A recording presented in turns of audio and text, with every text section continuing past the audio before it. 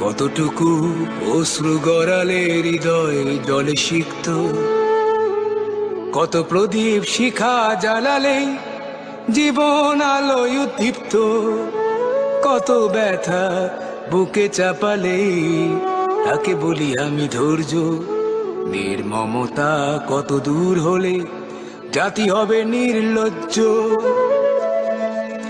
আমি চিৎকার করে কাঁদিতে চাহিয়া করিতে পারিনি চিৎকার। আমি চিৎকার করে কাঁদিতে চাহিয়া করিতে পারিনি চিৎকার।